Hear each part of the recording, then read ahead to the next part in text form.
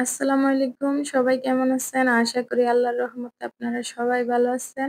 আলহামদুলিল্লাহ আমরাও ভালো আছি। তো আমরা আজকে চলে যাচ্ছি আমাদের বাসার পাশেই একটা ছোট্ট মার্কেট DIY। তো সেখানে যাবো, হালকা কিছু কেনাকাটা করব। আর আপনাদেরকে দেখাবো এই দেশের যে সাম্প্রদায়িক সম্প্রীতিটা কত সুন্দর সেটাই দেখানোর জন্য আজকে যাচ্ছি। আর আজকে বিকেলটা অনেক সুন্দর ছিল, অনেক বাতাস ছিল। আর এই মালয়েশিয়া যেহেতু অনেক খোলামেলা, মানে অনেক ফাঁকা দেখেন রাস্তাগুলো, এগুলা হচ্ছে কিন্তু কোনো হাইওয়ে না কিছু না। তারপরেও কত মোটা রাস্তা। আমার ছেলে-মেয়ে খুবই মনের সুখে হাঁটতেছে আর বাতাস খাচ্ছে। বিকেলটা খুবই সুন্দর ছিল আজকে, সেইজন্যে আপনাদের সাথে শেয়ার করলাম। আর আমরা এখন যাচ্ছি DIY তে। আসলে মালয়েশিয়ার যে সাম্প্রদায়িক সম্প্রীতিটা খুবই মানে ভালো। ওরা প্রত্যেকটা ধর্মকে ওরা সম্মান জানায়। আর প্রত্যেক ধর্মের যে বড় অনুষ্ঠানগুলো আছে এগুলোর সময় ওরা মার্কেট, বিভিন্ন অফিস, আদালত ওইভাবে সাজিয়ে রাখে। মানে ওরা এটা আসলে সম্মান জানায়। ওদের দেশে এটা অনেক ভালোভাবে ভালোভাবে ফুটিয়ে তোলে। তো একবার কি হয়েছিল, এক বাঙালি ভাই ইন্ডিয়ানদের যে দীপাবলি অনুষ্ঠান হয়, সেই অনুষ্ঠানকে নিয়ে খুব বাজে কথা বলছিল। তো বাজে কথা বলার পরে পুলিশ ওকে অ্যারেস্ট করে দেশে পাঠিয়ে দেয়। এই যে আমরা চলে আসছি DIY তে, দেখেন এখানে ওরা কত সুন্দর করে সাজাইছে। যেহেতু সামনে ক্রিসমাস ডে। তো প্রত্যেকটা ধর্মের বড় অনুষ্ঠানের সময় ওরা এই বিভিন্ন জিনিস দিয়ে সাজায় এবং এগুলো অবশ্য বিক্রির জন্য উঠাইছে।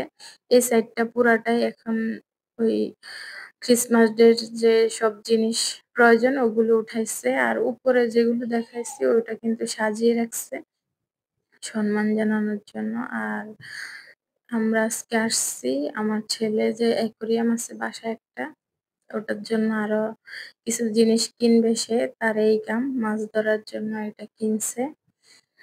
আর দেখতেছি আর কি কিনা যায়। ও আবার পাথর এটা সেটা কিনবে। তো হেঁটে দেখতেছে কি কিনা যায়। তো আমি বলি, "আপনারা বলেন তো।" আমি বলছি, "একটা গ্রিন কালার ট্রি নাও না।" সে বলে যে সে রেইনবো নিবে, এটা নিবে। আর এই যে ফুলটা দেখছেন অনেক সুন্দর, সেজন্য আপনাদের সাথে শেয়ার করলাম।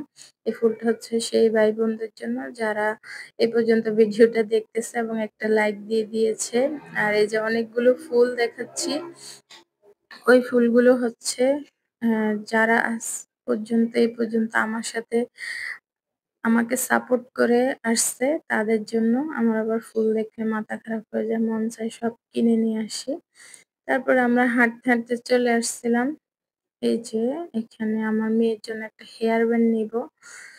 অনেক সুন্দর হেয়ার ব্যান্ড, কোনটা রেখে কোনটা কিনবো। যদিও এই পর্যন্ত অনেকগুলো কিনছিলাম। কিন্তু সে ঠিকমতো মাথায় দেয় না, এগুলো ফেলে দেয়। তো যাই হোক, আসলে আমাদের প্রত্যেকেরই উচিত প্রত্যেকের জায়গা থেকে সাম্প্রদায়িক সম্প্রীতি বজায় রাখা। যেহেতু আমরা প্রত্যেকটা দেশেই কিন্তু আমরা সবাই মিলেমিশে থাকাটাই ভালো। কেউ কারো বিরুদ্ধে কথা না বলি, কেউ কারো ক্ষতি না করি। ইসলাম কিন্তু এটা আসলে সমর্থন করে না। তো একবার আমি আর আমার হাসব্যান্ড, আমার হাসব্যান্ড যে অফিসে আগে জব করতো, ওখানে একটা আপুর সাথে আসতেছিলাম ওর গাড়িতে করে। তো আমরা বলতেছিলাম, "কি দরকার আছে এত টাকা-পয়সা নষ্ট করার?" ওরা মানে অনেক খরচ করে তারপরে তো আমরা এই দেশে ওদের অনুষ্ঠানে, ঘুরে দেখছি, চাইনিজদের অনুষ্ঠানে। আপনাদেরকেও তো দেখাচ্ছি। পরে বলতেছে, এগুলো ওই ছিল আপুটা সব বলতেছে, "না, পর্দা মা এগুলা এখানে। বলবি না। আর দেখিস ওনারা মানুষের ২ সামনে ভাই বোন এগুলা বলিস যখনই না, যাবে এগুলা একটা বলা করে ভালো না।" চশমা কিনে আনবে। তো আমরা তখন যদিও বললাম, ১-১.৫ "দেখছো ঘন্টা ওদের পরে আসলে আবার এই সেটা কারণে হারিয়ে ওদের দেশে ফেলে। এত শান্তি, তো এই যে সবাই আরিয়া মিলেমিশে তার থাকতে ড্রেসের পারে।" সাথে আবার ওদের দেশে ওরা আছে না, এই সবাই মিলেমিশে ইন্ডিয়া, চাইনিজ, তারপরে মালয়েশিয়ান, আর মনে হয় এই ৩ টা জাতি বেশি আছে। ওরা কি করছে, একটা সংগঠন বানাইছে। সেটার নাম হচ্ছে সাতো মালয়েশিয়া। মানে মালয়েশিয়ার যে এক, সাতো মানে এক আরকি, ওইরকম। তো খুবই ভালো লাগে আসলে এই দেশে। কোনো হানাহানি নাই, মারামারি নাই। কত সুন্দর, কত বড় দেশ। কত সুন্দর করে সবাই চলাফেরা করতেছে যে যার মতো। আর আমাদের দেশেই শুধু শান্তি নাই। সবাই আমরা আসলে দোয়া করা উচিত। আমাদের দেশে যেন আল্লাহ তাআলা শান্তি দেয়। আর কথা বলতে, বলতে কিন্তু আমাদের কেনাকাটা প্রায় শেষ। এই যে টুকিটাকি কেনাকাটা করে এখন আমরা এগুলো বায়ার করব। তারপরে চলে যাব বাসায়। এই যে এখন প্রায় আমার এখানে প্রায় ৬ টার বেশি বাজে। এই যে বাসার দিকে চলে যাচ্ছি। আর এমনই খুবই মনের সুখে হাঁটতেছে। তো যাই হোক আসলে আমরা যে যেখানেই থাকি না কেন নিজের দেশকে আসলে অনেক ভালোবাসি, অনেক মিস করি। আল্লাহ তাআলা যদি আমাদের দেশটাকে এত সুন্দর করে দিত, তাহলে আর পরের দেশে আসতে হতো না আমাদের। যাই হোক আজকে আরেকটা রেসিপি আপনাদের সাথে শেয়ার করব। আমরা যে সকালবেলা রুটি খাই, তো দেখা যায় প্রত্যেকদিন রুটি খেতে কিন্তু ভালো লাগে না।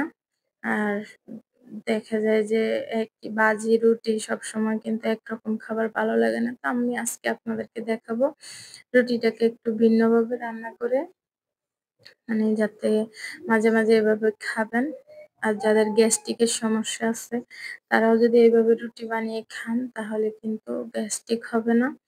যেহেতু পরোটা খাইলে কিন্তু গ্যাস হয়।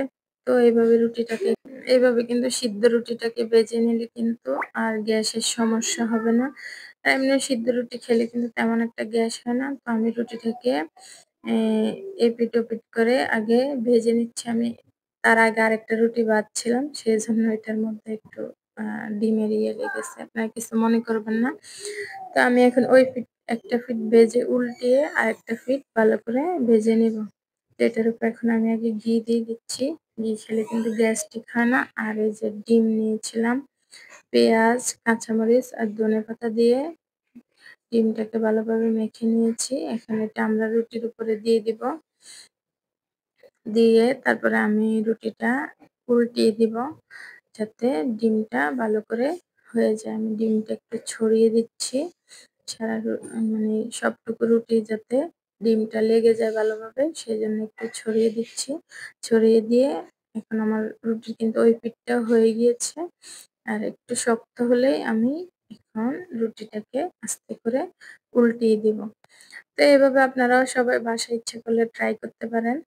কারণ বাচ্চারাও খেতে অনেক ভালোবাসবে। প্রত্যেকদিন একই নাস্তা কিন্তু ভালো লাগে না। আবার গ্যাস্ট্রিকের সমস্যা হয়। আর এভাবে খাওয়ালে কিন্তু অনেক বাচ্চারা ডিম খেতে চায় না। তো আপনারা যদি বাচ্চাদের জন্য করেন, মরিচটা না দিয়ে এভাবে কিন্তু করলে বাচ্চারাও অনেক পছন্দ করবে খাবারটা বা বড়রাও খেতে পারবে। অনেক মজা লেগেছিল এই খাবারটা। আমি অল্প একটু আরো ঘি দিয়ে দিচ্ছি যাতে ডিমটা ভালোভাবে হয়ে যায়।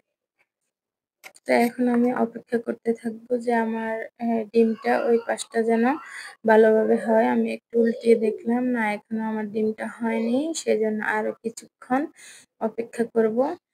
তো আশা করি আপনারা সবাই আমার ভিডিওটা স্কিপ করবেন না, টেনে, টেনে দেখবেন না। পুরো ভিডিওটাই দেখবেন। তো কিছু আপুরা আছে আমি বিশ্বাস করি উনারা আমার ভিডিও কিন্তু ফুল দেখে। আমি উনাদের ভিডিওগুলো ফুল ওয়াচ করে দেই।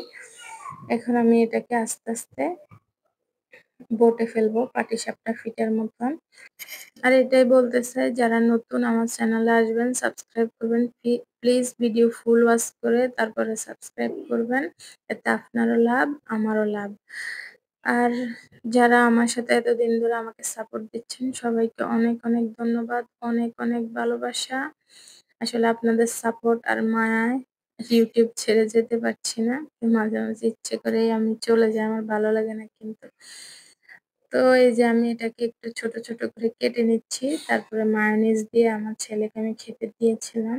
ও খুব মজা করে খেয়েছে আজকের রুটিটা। এমনি নরমালি কিন্তু ও রুটি খেতে চায় না। তাই আমি এই বুদ্ধিটা বাহির করলাম আর আপনাদের সাথেও শেয়ার করলাম। আশা করি আপনারাও বাসায় ট্রাই করবেন।